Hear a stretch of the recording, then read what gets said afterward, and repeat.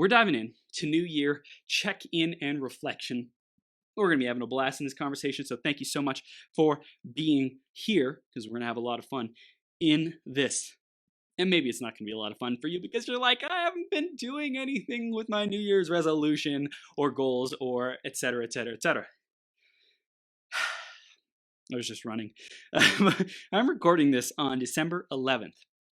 2019, and by the time it comes out, it is after the new year. So I want to check in with you in just a sec. Before that, I just want to say thank you for being here, for choosing to become your greatest possible self, and I also want to read the iTunes review of the week and share that with you. Because CJ Hokama says, feed the burn. Chris's energy and enthusiasm and zeal for his work is truly unmatched. He brings the absolute best in his guests, in us, the listeners, as well as himself when it matters the most in life, the present moment.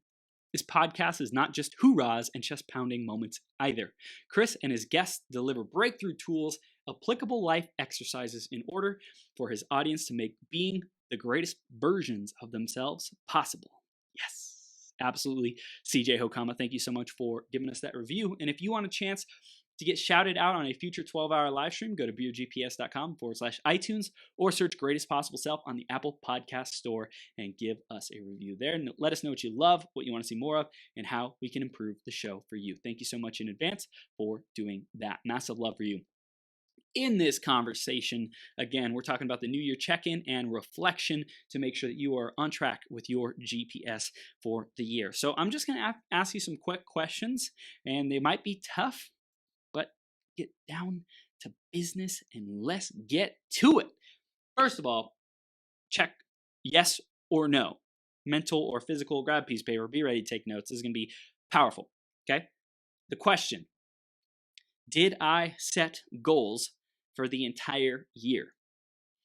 Do I have clear, specific goals for where I want to be at the end of 2020? Yes or no? Yes or no? Be honest with yourself. I love you either way. You can say, heck yes, I did. Awesome. Give yourself a pat on the back. If you say no, that is a-okay, because you still have time to get them in place. It's still like first, second, third, something like that week of the year. It's all good. Let's get those in place, okay? It's never too late. This could be June when you listen to this. That's okay. Do you have goals for the rest of the year? I find it's best to start where I'm at and just use like big milestones like the end of the year, or even if it's June 2020 and you're listening to this for whatever reason, you just like, hey, new year, check-in and reflection. I gotta hear it. Thank you. And what is your goal for the next year? Okay, what's your 1 year goal? 365 days, 52 weeks from now. That's an important milestone. And also, what is your 6-month goal? What is your end of the year goal? Okay, so I would have both. Have really important date milestones, which is usually the end of the year. New Year, December going into January, which are milestone, as well as 1 year goal. For example, if you're September going into October 2020 and you're listening to this, thank you. And you're probably planning for next year, but 3 months left of the year, how are you going to set your goals for that? Okay, how are you going to set your goals for the last 3 months of the year? And what is your 1 year goal? In fact, I'd probably, at that point, if you're in October-ish, beginning of October, I would set also a year goal for 2021. Okay. Anyways, back to the question. Do you have goals or not? Yes or no? If not, let's get them in place, okay? And I have a ton of resources on how to help you do that. If you have any questions, just let me know. Shoot me a message. But the second question is, are you actively taking action on your goals, okay? And even before that, write that down. Are you actively taking action? If yes, good. Keep going. What more can you do? What other support can you get? What resources can you acquire? What people can you invite to support you? How can you accelerate your progress? Okay. So those are some great questions to ask. If no, let's figure out why. Why are you not taking action? First, most likely path is you don't have clear daily actions. You don't have clear, measurable actions of what you want to accomplish this week, this month, and ultimately you might have an idea of where you want to be in a year, but you don't know how to break it down into bite-sized steps.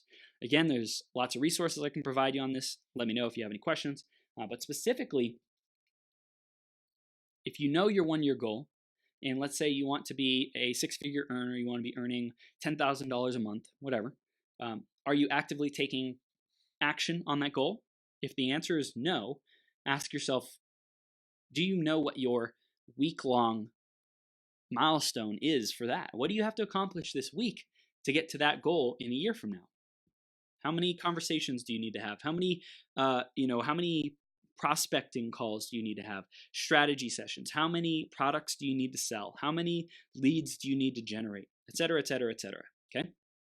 So that is a definite place to check in. Do you know the progressive steps that you need to be doing on a monthly, weekly, daily basis? If yes, you know that stuff, why aren't you doing it? That's mindset work. You really get to shift some limiting beliefs and get into action. And even more so than shifting limiting beliefs, just do the dang thing. Okay, that is literally the secret to results. You gotta go take action before you can expect results to come to you. So taking action, are you taking action? If not, what's blocking you? Get the support you need, find an accountability partner, find a coach, post it on social media, create public accountability for yourself. Declare, here's a powerful thing that I'm going to be doing this year, or already did by the time you're listening to this. Declare what your goals are for the year, and then have people who are your vision keepers, as one of my good friends, Lindsay Adamson, says, people who hold your vision and keep reminding you of why you're doing it and what you're out to achieve.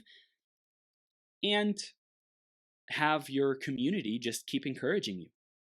Check in once a quarter. Post again a quarter later. Don't just post it once at the beginning of the year and then forget it, but check in. Say, hey, it's April. Here's how I'm doing on my year goals. I'm crushing it, or I suck.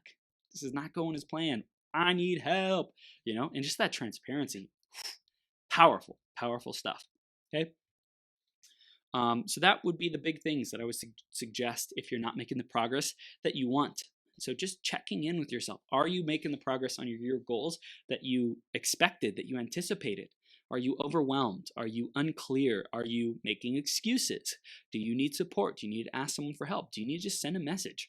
I'm going to be recommending, I think, 3 powerful books for the year. One is Super Better by Jane McGonigal. Awesome book, gamifying life. Currently, if you listen to this, probably running our first season of the sales game in our GPS tribe, facebook.com/groups/GPS tribe. You can go check it out there and ask if you can join the next season, which will start in April. So there's that. Super Better. How to gamify life. How to just get super better at life, which is super awesome. Yes? The other book, So Good They Can't Ignore You by Cal Newport. I think a lot of people want things to be sexy, want life to be sexy, want goal achievement, progression, mastery to be sexy, and it's not. Hate to say it, but it's not. We've been doing this 12-hour marathon for almost 3 years now, and some of the days are like so unsexy, it is ridiculous. It sucked, to just like keep going and not know how things are going to work out, whether my mood or my energy or just my life, what was going on, dealing with a lot of stuff, and I got to keep showing up. It was tough. And I kept doing it. I stayed persistent. I stayed perseverant. And now I feel the spirit of this 12-hour marathon, the spirit of greatest possible self and what we're out to accomplish is thriving more than ever. And I'm so, so grateful for it. So you also get to check in with yourself. Like, why are you doing the things that you're doing? Why are you showing up? Why did you commit to these goals? Okay. So that's super, super important for you. And also to do the basics every day. Right? Cal Newport, So Good They Can't Ignore You, Super Better, Jane McGonigal. And then the last one that I am going to be diving into even more is the 12-week year. Okay. So this is more of a project management tool. I think a lot of people have ideas, but they don't know how to bring them to life. And so I think a lot of us could get just a little bit better at project management and managing our lives, managing the projects in our lives, so that we can get things done more effectively. And to at least have a basic level of understanding of these principles of how to turn your goals into projects, turn your goals into bite-sized steps, like I was talking about earlier. 12-week year, I think, will give you some tools on how to do that. And just look it over, read it over, see what you can implement, try, do the dang thing.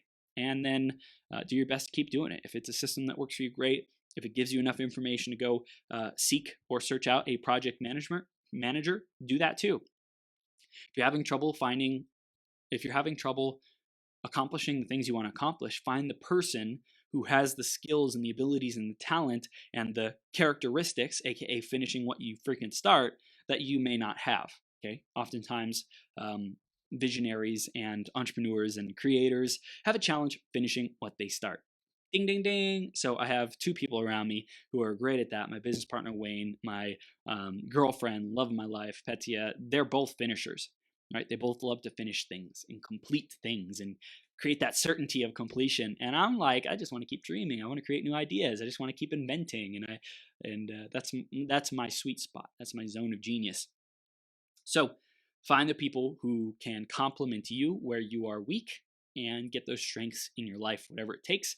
But I'd say those three books, super better to gamify life and to really take on your life in a more fun and empowering and playful way. Super valuable. Cal Newport, So Good They Can't Ignore You. By the way, the first one. Jane McGonigal, McGonigal, I believe. Cal Newport is So Good They Can't Ignore You, which is about mastering the basics, having a philosophy and framework of how do you get better at a skill, whether that's copywriting, whether that's sending out emails, whether that is making videos on Facebook Live, whatever it is that you want to develop in. That's how you do it. And then last, it is 12-Week Year. The 12-Week Year, I don't know who wrote that, but it is a book that I'm going to be studying as well, because I want to get better at project management in my life. So those are the three books, three resources that I have to supercharge you. And if you have any questions, just shoot me a message. I'm here for you, here to support you in growing on your success journey. Make 2020 your best year ever. How do you do that? Well, hey, you got to take some action, right? Got to take some action, got to ask for help. If that's not your usual thing, let's break through that BS and recognize that you are worth it, recognize that you matter, and that you get to really show up and ask for help. Okay, it'll make a big difference for you. So I'm here for you. Anything you need, shoot me a message.